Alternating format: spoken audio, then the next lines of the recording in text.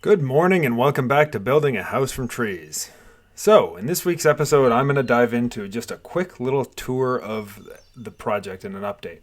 So, here we go. Here's the portico, the two-car garage. This is a chaotic mess and I despise it.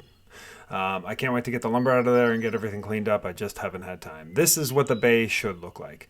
So I parked the tractor in here, as you can tell, and sometimes my bicycle.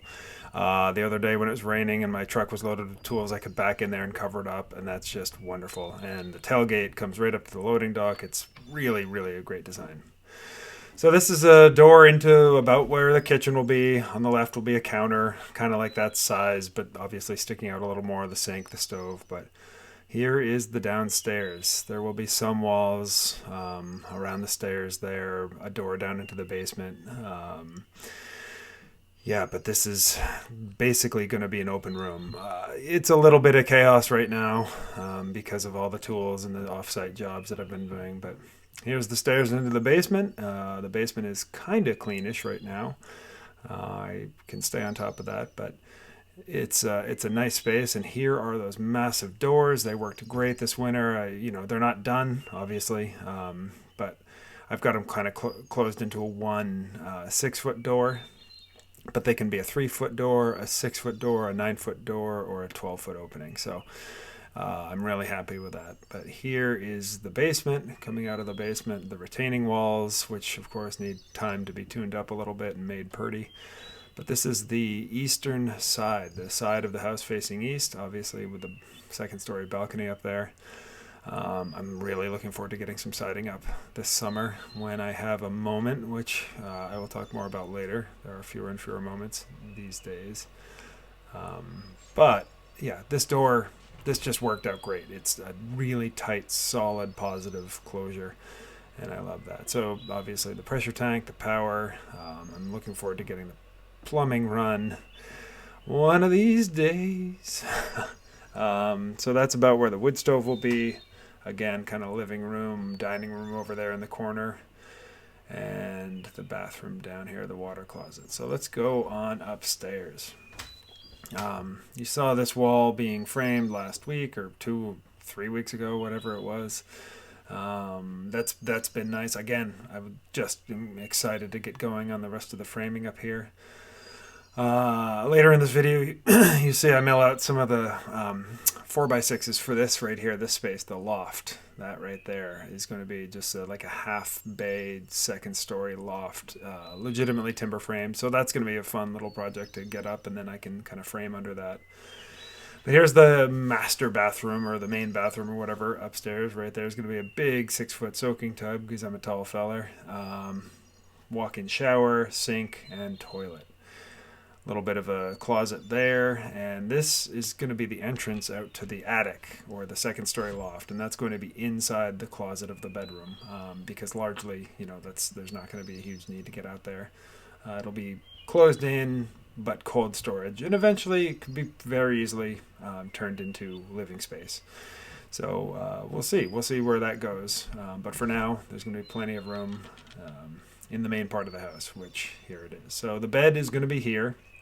This is the main bedroom, and looking again due east, there's going to be a wall right here with a doorway into the office. This is going to be kind of my primary office space for this kind of work, the editing and the writing and whatever, ideally little filmmaking projects as I get more and more time.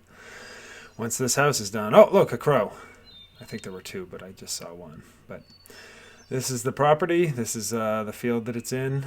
Obviously a job site still. I've got a lot of slab to clean up. There's the garden looking good. Can't wait to plant that. Some of that lumber that I'm going to mill later in this video, and this exciting second story loft. But again, I can't wait to get some siding up on this, and really the house is going to look so much better once I kind of get that covered up and protected. So looking out there to the guest bedroom / other office space. This is great. This is an interesting feeling of being in kind of walls. Obviously, they're not sheathed, but it is just totally transformed the space, and I like it. I kind of like how it feels. So while the big open space up there is really cool, it's obviously not hyper-functional. Excuse me. So here is the south-facing front deck. And look at this slab I'm taking to my buddy Jeremy. He mills bowls, or he lathes his bowls. So that's a massive 6-inch slab of rock maple that I'm going to take over to him. Some 2x4s, and there's the structure for that loft. Not sure. I might end up doing another little porch here. I probably will. It's kind of crazy not to. But yeah, that's facing east. And again, this is the big south-facing slope, which you're all familiar with. Yeah, that's kind of it. There's a little bit of a tour, little whirlwind wrap-up of what exactly is kind of going on here at the House from Trees. And I'll talk more in a minute about what's coming up, I think, in the next few weeks, months. So thanks for watching, and let's get into it.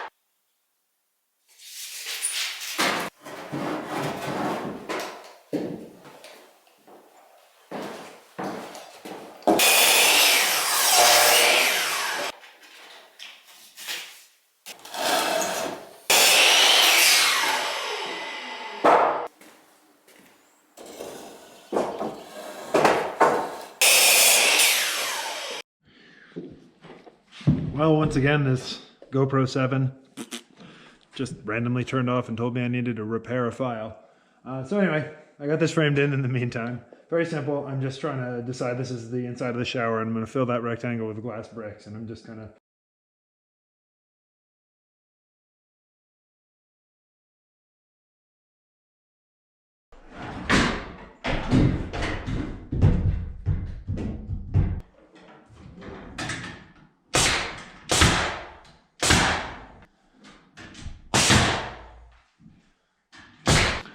I'm going to take a minute now just to talk about this week's video sponsor, and that is Skillshare. Skillshare is an online learning community with thousands of inspiring classes for creative and curious people. This is an absolutely fantastic opportunity to explore new skills and get lost in the creativity while expanding your wealth of knowledge. So, like I've said before, I've been building this house using these cartoonishly bad doodles that I've done. And I wanted to know how to use SketchUp for drafting, and I've wanted to know that for a really long time. Layout and interior design plans for this place and future projects that, customers are going to hire me for. And so now with Skillshare, I've started taking SketchUp for beginners, how to create your first 3D house from scratch with SketchUp, taught by Alex Stanojevic.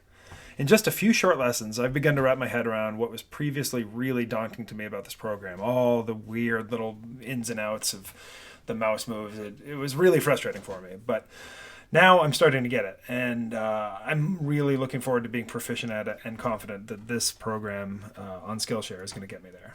It's curated specifically for learning, meaning that there are no ads and they're always launching new and premium classes. So you can stay focused and follow wherever your creativity takes you. And it's less than $10 a month with an annual subscription. That's fantastic. That's a great deal.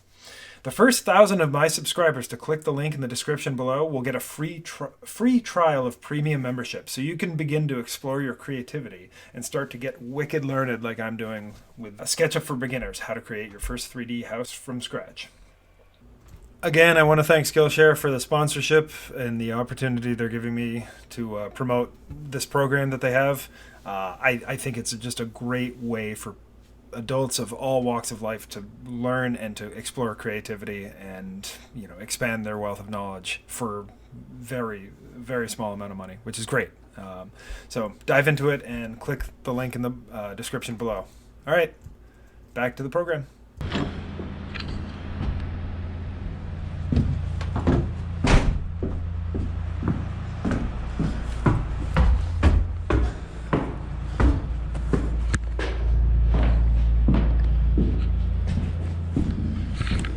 I'm milling out the structure for the cloth, and I'm going to mill that out of pine and make it out of 4x6s.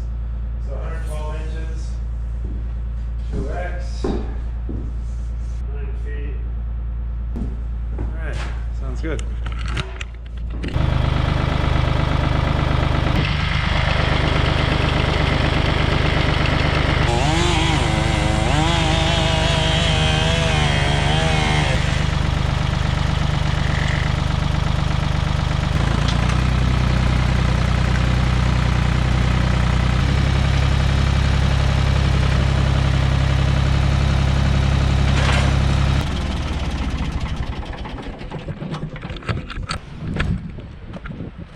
Alright, I'm gonna get, let's see, I'm looking to get some 4x6s out of this. That's 12. Boy. I'll see. Let's see what I can do here. Of course I want to maximize utility. Oh god, it's windy and it's snowing. It's April 23rd? Yeah, it's about right. Yeah, I'm looking to maximize utility, so I'm going to try to get as much out of this log as I possibly can. I'm hoping to get 4 of them, but I mean, there's really no way. We'll see. Maybe I can get 3.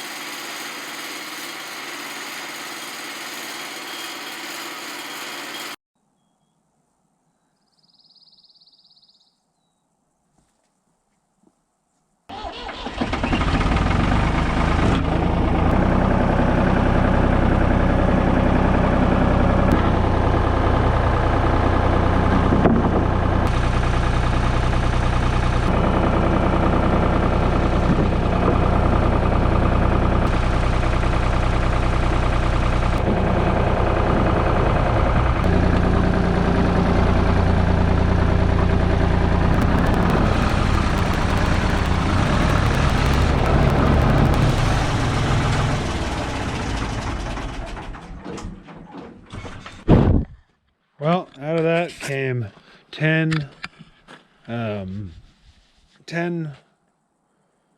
13-foot 1x12s. Really nice, really clean boards. Probably flooring. Massive, beautiful flooring. Maybe ceiling. I don't know. Maybe walls. We'll see. But it's really beautiful wood. So I got it out drying nice and flat in the field in full sun. That's going to do it for me today. I am tuckered out. Signing off. So part of the reason I've been a little errant on my video publication is actually the only reason really is I've been working a ton off-site. So this was a commercial job in the city of Portland, Maine that my friend Seth was kind enough to help me with. He's a much more talented carpenter than I am, and it was great having him on the job. But we just had to reinforce and like kind of level up the subfloor of the space. There he is calculating away. And it was I think 3.5 days, just really hard work. But you know, it was exhausting and all consuming. And of course, all the tools are off the job site. And but yeah, we got it done. We got it wrapped. But there's more coming up. And then I had to go up to the northern part of this state. I had gone up, part of that helicopter ride earlier was to look at this job. And this was a staircase that they had granite steps in the place, but they weren't installed well, or maybe they were just eroding away, and they wanted something more secure. So I secured the pressure-treated ledgers with a concrete drill over to that concrete frost wall there, the ledgers on the left side, and then used pressure-treated 8x8s, and all pressure-treated to build up a really solid footing. And yeah, and so I was lucky enough and fortunate enough to have 2.5 days of help from my special lady friend here, and she was able to be down here installing things while I was up in the shop cutting the material, and she did a lot of the miserable shoveling. We had to excavate a ton of material out of there. So that was quite useful. And yeah, we covered it all in this composite decking Trex, and I think it tied everything together. It looks really solid, or it is really solid, and it looks really good, and it's safe. And so the homeowners were really happy with it. So as was I.